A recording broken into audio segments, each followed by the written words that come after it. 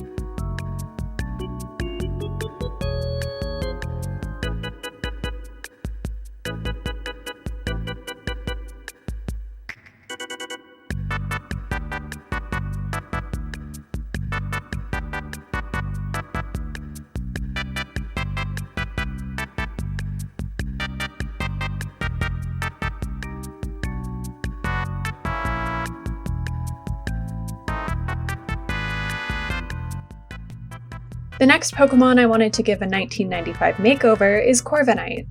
In my opinion, Corvinite sticks out a little bit compared to the other bird Pokemon.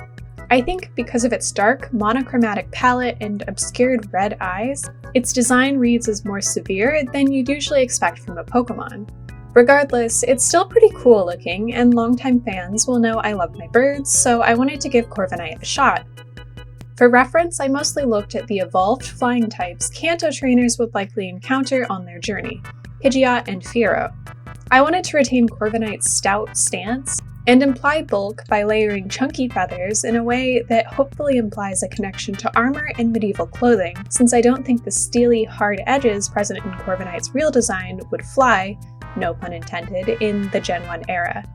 I also made it stand upright to avoid being too similar to Pidgeot and more visually connected to a stalwart knight. Color-wise, Pokemon designs mostly avoid dominant black color palettes until dark types were introduced in Gen 2, so I tried to lighten things up here with layered cool grays coupled with a bright red feather plume reminiscent of the plume on a knight's helmet. This design is definitely the one that's given me the most trouble out of this series, so please let me know in the comments what you think and what changes you would make to perfect this Corviknight.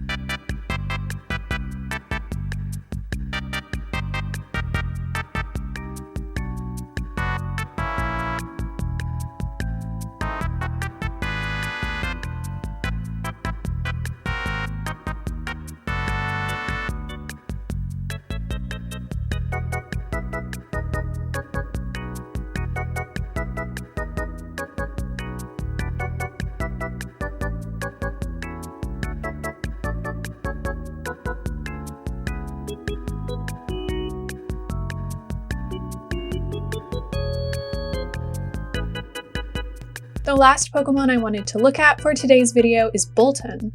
I don't know about you guys, but Bolton's design, or at least its 3D model, is another one that looks just a little bit off to me. I think because it's very balanced and stiff looking. I like the official artwork a lot more, but Bolton's in-game model just isn't very exciting. Anyway, since Bolton's design is already pretty simple, I decided to Gen 1ify it to see what a difference some slight retro changes would make. Bolton's electric typing is mostly implied through color and some spiky fur suggestive of a shockwave.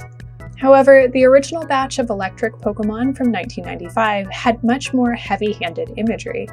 Every Gen 1 electric type had some kind of motif that was either lightning-shaped or referenced static, so I decided to add these very literal shapes in the most obvious places, the tail and ears. I also had to change the patterning since it's more complex than the original 8-bit sprites would have been able to handle.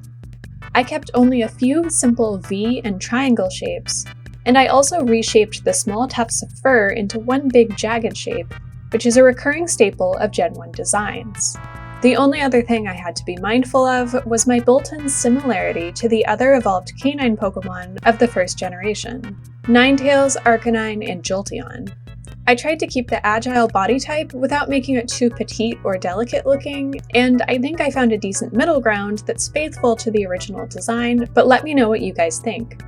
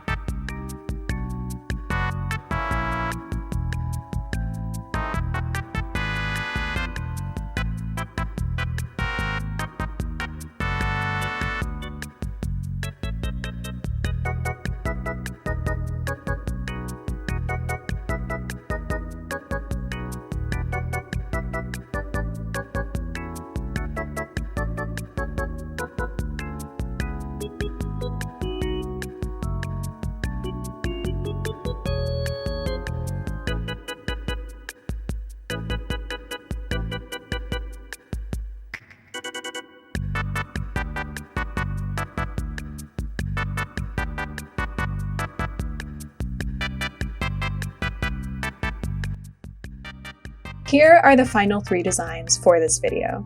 Tell me in the comments what you think of Gen 1 Gossifleur, Corvinite, and Bolton, and also be sure to let us know which Pokemon you think we should redesign next in this style. Alright guys, take care. Americans, we hope you enjoy the upcoming holidays safely, and we'll be cooking up some more subjectively content for you to enjoy soon in the meantime. Thanks for watching, and don't forget to like and subscribe if you enjoyed the contents of this video.